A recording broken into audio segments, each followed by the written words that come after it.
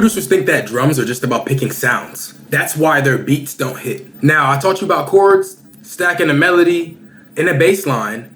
Now, in this video, we're going to talk about how to finish the beat. This is part 4, the final video and the final part of the Music Theory Producer series. Now, in videos 1 through 3, I talked about chords, melody, and bass lines. And now we're building the drums and bringing this beat to life. Now, in this video, I'm going to teach you how to really structure that beat to get it from beginning to finish, so there's no more half-finished ideas sitting in your DAW. Let's get started. Now, we talked about this before. I talked about how your chords set the emotion and then how your melody sets the vibe for the song. The bass line really has that feeling, and that keeps the underlaying for low frequencies like a sub frequency or anything below what the human ear can really hear. It's more of what we can feel. Now we're working on everything that we can feel. The rhythm of the beat, the syncopation, those open areas, those breaths that that us producers kind of have. Just a little bit of personal charisma as well. Just, whatever you feel like doing, that's the creative moment. After you add the beat and you start structuring, that's when you start getting creative. And we're gonna walk through all this today. So let's open up our DAW. And right now I got my track list ready for me. So I'm gonna start up. I don't like any of this. I really don't like having any of the stock sounds in the way. I usually start by, if you haven't yet, go to options and then go to file settings. That's where you can add all your sounds. If you have your sounds from whatever a hard drive or thumb drive, whatever you have that you have your sounds, that's where you add your sounds if you don't know. And then you go and whatever finished file or a destination file you have for your said sounds, that's where you go find those sounds. My stuff right here, and I just wanted to add up the cookup file. Boom. It says the direct up. There it is. So now I got my loops and everything like that. Go into my kits, and that's where I'm gonna start getting nasty with the drums. So I'm gonna open up the previous session that I had regarding this series, where the bass, the lead, and everything like that. So I'm gonna play it first, and then I'm gonna start adding things on it.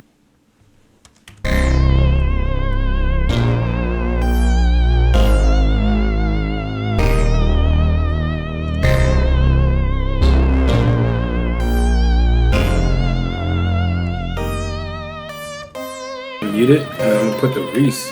Type in Reese on the side, right? I have plenty of Reese's. Because I feel like a Reese would just hit better on this, in all honesty. Ugh. No, okay, so I'm gonna, not clone, I'm gonna go on the piano roll, and then that's where I'm gonna go and copy this whole thing, right? This bass line, get out the piano roll, add an extra. Actually, now I don't have to add an extra. Drag this on the bottom, go back to the piano roll, then paste. And make sure I assign that to a different track. It's right click on this and hit A, and that's where you assign your own track. Because I did not like that, I'm not gonna lie. Now I gotta figure out this, right? So here it's low. So that's where it would go right there. And then we also gotta make sure that it's not clipping over, or make sure it's clipping over itself, it's not. So cut by itself, and you go into, as you see, okay, so this wasn't there before. Now in the group section, you go into the sound, here's your sound. I wanna have it cut by itself, and then I have a specific setting for 808. That's how you do it. So you drag the attack down, hold all the way up, decay, sus, and reel it all the way down. I'll save this as 808, that way I know, and I keep going. Boom. So now I have it. Right? Even though it's very kind of it's low. Now I want to take, let's say it's the compressor. Let's kind of raise up the threshold of the gain a little bit. So that way you can now hear it, right? And I talked about this in the last video. One of the most important things you want to have on this is the soft clipper, and so, or the master I'm talking about. So that way nothing clips, because you're gonna have your bass and your kick kind of clipping most times. So that way I have my Reese bass kind of at the same, I guess it's in its own space, and it's not taking any place of anything else. So now I'm going back into where I have everything, right? I'm gonna separate the bass, I'm gonna right click on the side, and you can't see the menu over here. Actually, no, I'm gonna change that so you can be able to see the menu, because That is kind of annoying. And now I want to have a microphone. Boom. So now I have it, right? And now you'll be able to see what I'm talking about. I'll right click on this, split by channel, and now all my channels are split over here on the side. And that's really what I wanted to get. That's the most important thing. So I'll do it again. Right click, split by channel. And now you have all three different basses, right, that I started to make. But I like that bottom one because it's a Reese. So I'm gonna drag the Reese back out. And that's the only thing that's gonna be playing now. Now I can go back into my mix playlist and unmute everything because guess what? They're not all gonna be playing at the same time anymore. Now I can focus on worrying about making my drums. Step one, we're gonna start with making this kick. Really, the biggest thing about starting a kick is understanding the pattern. So honestly, I might just skip that step one and go straight to step two because I really feel like step two is way better than step one. It's just hi-hats, you know, establishing a pattern. So I went right in my boy Durkey's kit. Shout out Durkey. And this is a secret stash right here. And I'm gonna take this hi-hat right here and then fill by two. So I can right click on this and hit two steps, right? Hit two on the keyboard. And that way you can easily see there's two steps. It's doing a two-step pattern. And then kind of like I build up the beat very simply but very quick, right? So I take this, right click it again, advanced fill this time because I want my intervals to be 16 counts, which will be at, you know, on a clap. Music theory terms again, basically 16 counts on this interval. I don't change the sequence length, but the intervals on 16 counts would be 8 quarter notes, which would be what? It would be 2 beats. I'm sorry. I'm doing this wrong. My music theory math is wrong. So 16 intervals would be, that's eighth notes. So 16 divided by 2 would be 8. 8 eighth notes would be 1 full bar. So I'm doing this cut for every single bar, but I have it moved to where it's on every single, you know what I'm saying, where the clap should hit. On that third, 1, 2, 3, 4, 1, 2, 3. So this is the simple pattern right here, right? And now I feel like I have enough to really start that kick and establish where that kick is going to be. I abuse that kick rack. I will say I abuse that. I want to find another kick that I can really like be comfortable with, but that kick rack, it got a special place for me. I'll use this. I'm not gonna say I rarely use kicks, but kicks are more of like a preference than something that you need to add, especially for trap hip hop beats. Now if you're going more of like a, you know, country alternative rock where you have that drum set, you need that kick, that's a different story.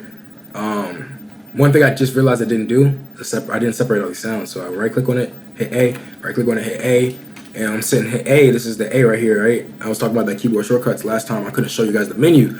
Now I have the menu, you know, available to show. So if piano rolls I, you'd assign to its instrument track, which would be A, which we'll talk about. You can delete it, D, clone C. So all of the things that are underlined right here, that's where you can see your keyboard shortcuts, and it's very easy to navigate. So I'm gonna hit A, assign a new track, and then now it's assigned to a new mixing track on the bottom, so you can see that it even names itself as well, right? So I can go back in my pattern, because that's why I'm building my pattern, right? Ooh. We're gonna talk about this later because it's something I realized I just did and I wanted to not do, but this is a good instance of showing you guys because when I talk about it later in this video, you're gonna see exactly why I don't like doing this and why it's better to structure out your things and be more prepared as a producer than, oh, let me just stack out all my sounds and then I'll loop it. And no, I'm not gonna say there's a certain way to do this, but there's a structured way to do this, you know, and the ones that are actually going and advancing in this industry are doing this method. So I wanted to be able to show you guys this the right way, so I'll talk about this a little later. Now I'm building up this kick right now, right? So normal kick pattern for a trap beat or hip hop beat, usually want to catch those missing instances in the beat, right? So I'm gonna hit start, right? So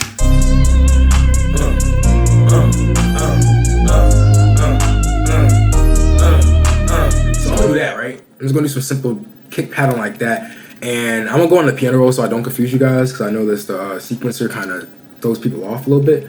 So in the piano roll, I'll zoom it down in my pattern, and you'll even see it, right? This is the one little notch right here. So I turn my velocity all the way up. That's the first thing I do, because your kick and 808 need to have maximum velocity so it can have the purpose. Soft clipper on a master do its job. Those are the only two things that should be really accessing or activating that clipper, if that makes sense. And I also don't like the pitch of that kick, so I want to move it down a few more semitones.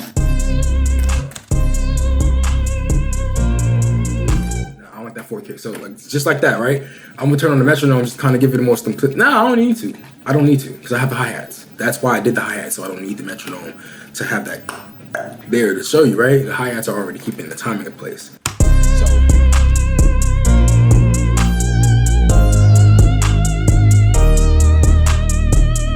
So like something like that, right? I take that, Control B with duplicate, and now I have it for the whole section. Going back in my piano roll on the top, right? Making sure that the loop wasn't on. So it actually turned off the loop. That little red thing will loop the section. I don't like that, so it turned it off automatically.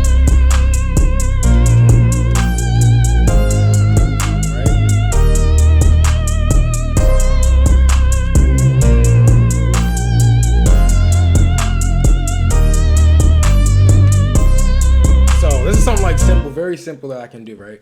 Another thing I'll do is maximize the velocity or the gain on the channel rack. Turn this all the way up so that way now you hear that click. Now you understand why I have the soft clip on the master, because that little fat that I like to hear in the kick, and you're also hearing the 808, you won't be able to access that fatness or like that low frequency feeling without having a clip on the soft master. So that's why it's so important to me to do that. This is a little over exaggerated. Obviously, I haven't done any mixing yet. First thing I will do is put this in mono. You want to put the kick in mono. Same thing you do with the 808s or the basses. Those are a single frequency that's not put in the left or right. You just kind of keep those in the middle of the mix, and so you want to make sure they stay in the middle. And FL Studio, the mono is 100% merged. No, you want to put the kick in mono.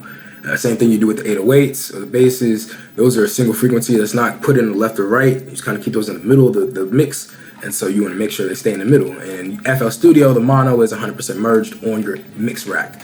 Now, obviously, in other DAWs, you have different ways to the pattern, add in anything else that you really feel like.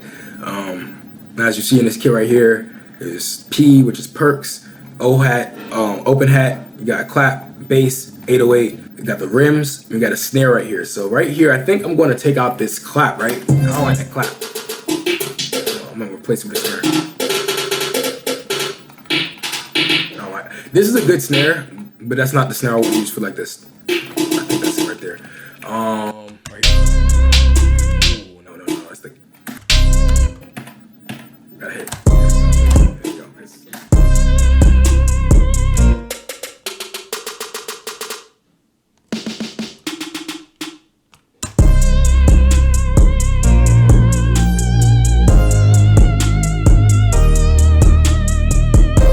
Okay, so maybe. I'll keep it for right now, and then I'll put in this 808. So, not gonna lie, for the purpose of this video, we're gonna use the spins. This is the most common 808 that most producers use. I'm just gonna put in the spins in here, and do the same thing I told you guys about that bass before, right? So I'll go over here and click this wrench, click self, then I'll go on the automation tab, click this drop down menu, 808. Now I'm gonna assign it to a track, click on that, right click on the channel rack, Control A or right click A, and then now I have it.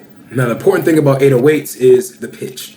Understanding the pitch, and this is where music theory comes in. So we know that we're in the key of C minor, right?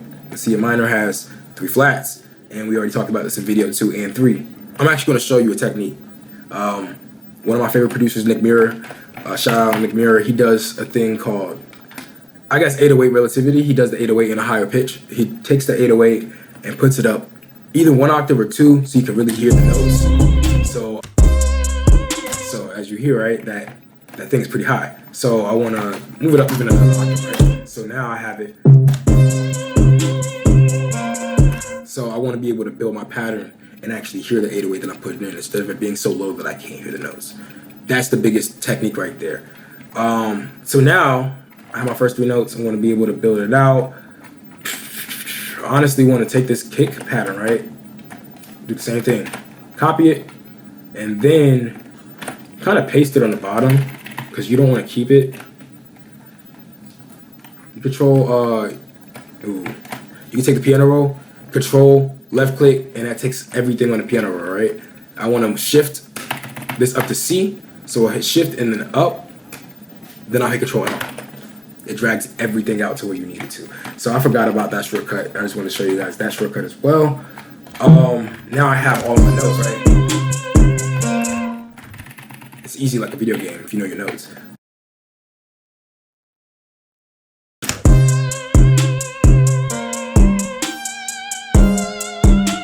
It's like that right there. And then these are E flats right there. It's easy like a video game. I want to make sure I keep those the same. And I know.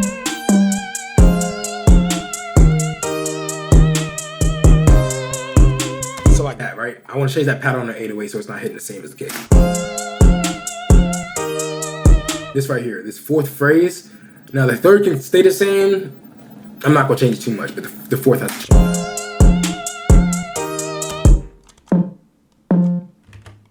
So right here, I'm gonna duplicate that. Wait.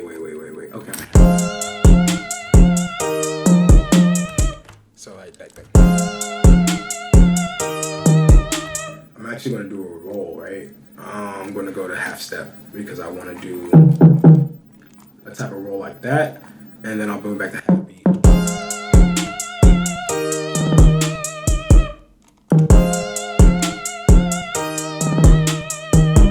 So like that, right? Boom. I have this first section. I'm going to take this and move down. Now you see.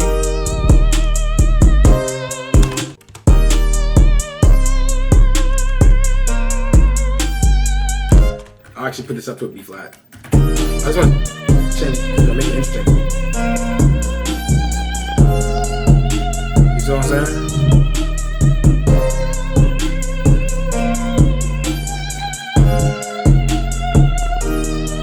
So something I popularly do is kind of like an 808 slide right here. I'm gonna do it and go on the bottom.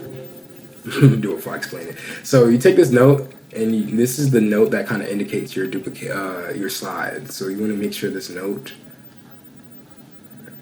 is whatever length you really want that that top note to be. So I want this note to be only a half beat, right? Now bottom note I want to be the other two counts. So I'm going to take that, double click on that note. Sorry, I'm going to double click on that note, and then I'm going to hit this button right here. So this is what is it? Portamento, and then this is the slide. So portamento is obviously a different function. We'll get into that another day.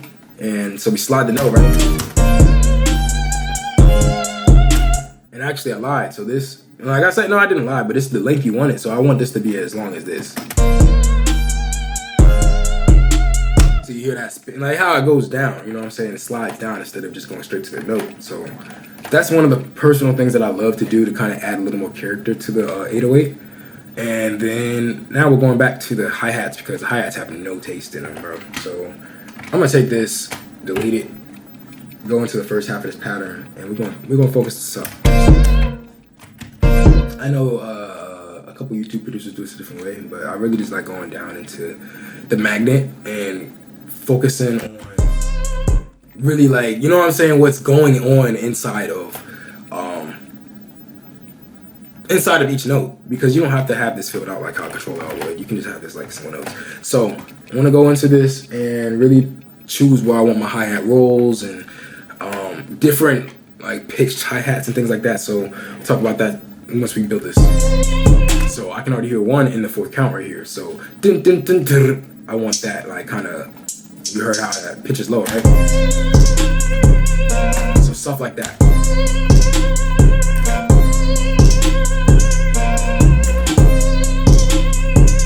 I hear it right here again, and actually I hear it at a faster count instead of that first three. I'm gonna do the fourth step, right? It comes like with feeling. You gotta really feel what you're putting into this. So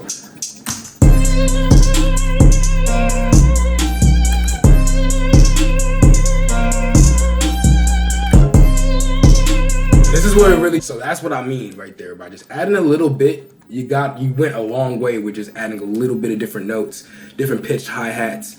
And now you got a pattern that you can duplicate. Control B, right? Oh, not that. There we go. Control Z undoes. And then now you have a duplicated pattern. And if you want to change up the second pattern, you most definitely will.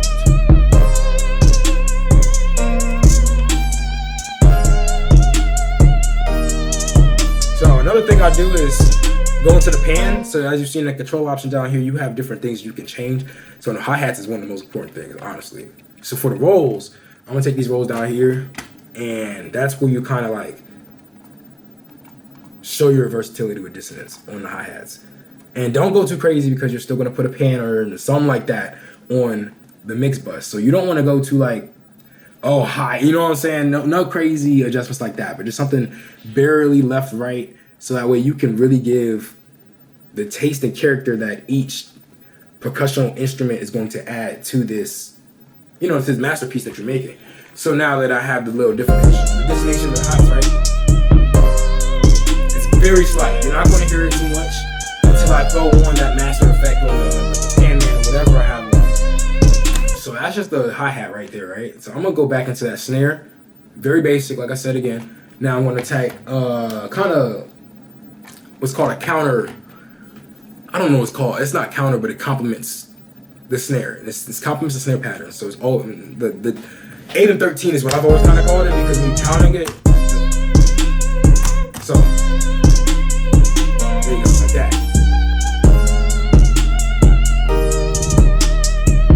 So like that.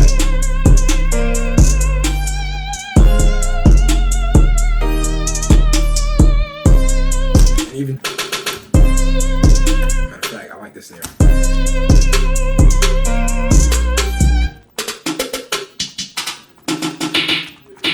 This one.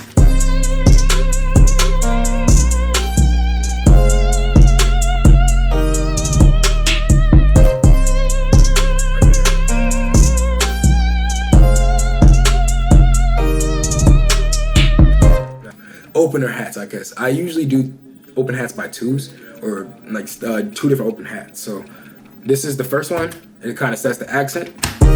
So I'm going to go back to the beginning. And this is the shorter one, right? So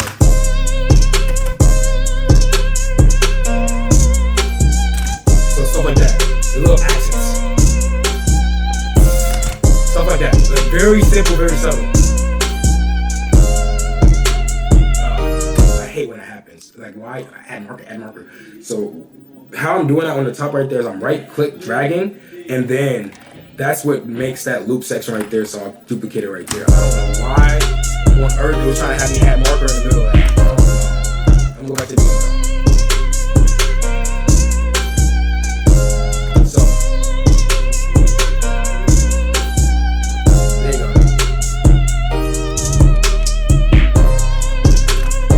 Just like that, honestly. Like, that's a bomb pattern right there. And then we go back to the open hat, right?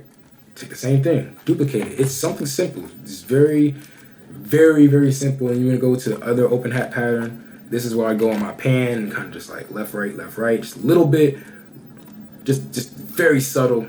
Go back to my velocity so I don't mess up anything else.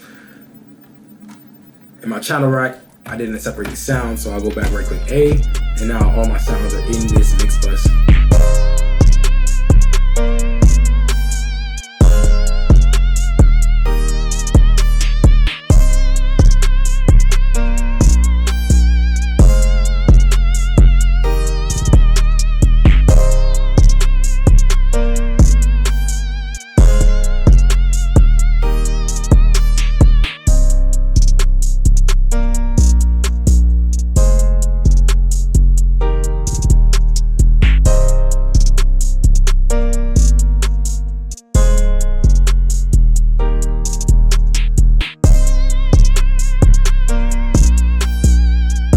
What's good, guys? It's your boy Nomad. Still currently editing the video right now. I've currently decided I'm going to split this into 2 parts. So I want to be able to give you guys the full context so that you guys will understand and everything like that. So as a result, I've decided to cut the video for right now. This is the end of part 1 of this series. Then I'm going to be able to drop the second video very soon. Still editing that part right now, but I just wanted to be able to put something out to be able to give you guys the best context. If this video helped you guys develop more of a rhythm and establish a flow, putting the drums on the pocket, and also just tying up the end of that music theory series, please leave a comment on what really helped you, and also share this video with somebody that you think could really benefit from this. And please subscribe, turn on the post notifications, make sure you catch notifications for the next video that's going to be coming out, because I'm still dropping the second part, and I'm going to keep on rolling. Thank you for the love. Let's stay nomadic.